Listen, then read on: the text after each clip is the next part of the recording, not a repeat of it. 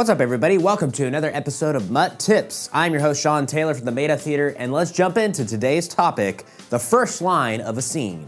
So the first line of dialogue can sometimes be a little daunting for us because there's a lot of expectations that go into it. Like we need to solve a bunch of questions right at the top of the scene, the who, what, where, when, and why. All those questions need to be solved immediately. But I don't look at it that way. I feel like the top of the scene, you just need to start with some type of specific choice, and then based on your scene partner's interaction, you gradually build it together with yes and until you finally know what the scene is about. It's a gradual progression. So as I said, the first line should just make some type of specific choice. We don't want to oversimplify the first line or overcomplicate it. By oversimplifying, I mean starting a scene and just going out there with no idea and just saying, oh, how are you doing today, Jenny? Or what's up? You know, kind of like a question that's very casual. It's grounded in reality, but it's not giving any information. And there's other ways of also overcomplicating the first line, which is just using a lot of expository dialogue and almost solving everything right at the top where it sounds kind of robotic. You know, like, oh, hey, Jim, here we are at the bar. I challenge you to a dart throwing contest, and if I win, I get your girl, you know? It's kind of like sounds weird. It answers a lot of questions about what's going on in the scene, but it's not, you know, grounded in reality. It's almost like we take away some of the magic of improv where we get to discover the stuff together. It's a collaboration along the way. It's kind of like on a dating website, you know? When you message somebody and just say, oh, hey, how are you? You generally don't get a response because you're oversimplifying it. But also, if you overcomplicate it by writing a really long message addressing a bunch of different stuff in their profile, you also might not get a response because it's a little overwhelming for them and it's too much information. But if you start with a simple choice as like, oh, hey, I noticed that you went hang gliding in the summer. What do you want to do this summer? You know, something like that. At that point, it's just one specific choice and it perks the interest of the person that you're talking to. And it translates beautifully to the improvised scene. So when initiating an improvised scene, I always recommend approaching 3 specific concepts of improvisation. And that's starting by making a specific choice, attaching a specific emotion to it, and establishing a specific environment. I'm saying specific a lot because specificity is going to perk up the audience's ears because they know what you're talking about and you're not confused, you're not being coy, therefore they can immediately get invested in your scene based on your specific details. So starting first with a specific choice. Environment and emotion is kind of like whipped cream and toppings at the top of the scene.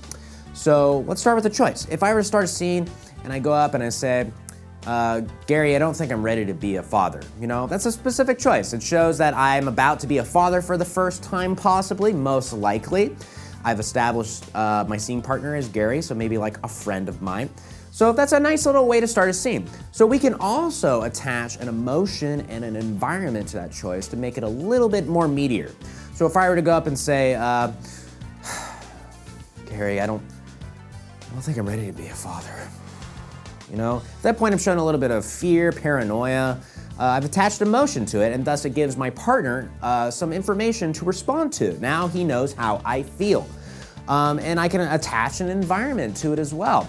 So I can say, you know, Gary, I don't think I'm ready to be a father.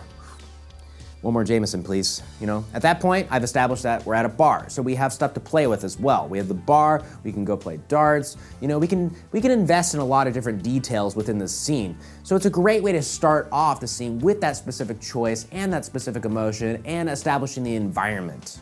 You can also approach those 3s in a different order as well. You can start a scene in just complete silence and just set up the environment with your partner. And then eventually, as the scene progresses, you can attach an emotion to how you both feel and then start with that specific choice, that first line of dialogue. Or you can go out there and start with an emotion. Just look at your scene partner, like maybe you're mad and just kind of give him or her a glare, and that's just giving information. And then you can also establish an environment, like maybe you pick up a baseball and you're just throwing it in the air like this, and then you throw it at him, and then you say your specific line, like, that's what you get for betraying me, Doug, you know, something like that. I didn't say why he betrayed me. We can get to that. It doesn't need to be right at the first line, but we've just established a nice starting off point. And then we can build together with your scene partner. It's collaboration. That's what your first line is. It's the beginning of collaboration. And ladies and gentlemen, that concludes this episode of MUT Tips. Thank you so much for watching. I hope you enjoyed the video. It's released every Tuesday at 11 a.m. If you enjoyed the video, give it a like or comment with someone you would like addressed in a future video. Subscribe on YouTube, follow us on Facebook. And also, we did just recently announce that we're gonna be moving to 4000 Bay Street in Fremont, California. So we're moving just down the street to a new venue. It's an actual theater out of the industrial area. There's a lot of issues sometimes with making this video because we're in an industrial area and we're near BART, so there's a lot of noise. You can maybe hear that right now. There's a lot of loud clanging out there, and we're happy to get out of here. We love this place, but we're really happy for the next step of our journey. If you want to help us, you can go to madeuptheater.com / yeah, I think that's it, relocation, and that'll show you a little fundraising campaign. There's a lot of perks and ways that you can help support us on our journey. Thank you so much, everybody. I'll see you next time for another episode of MUT Tips. Bye.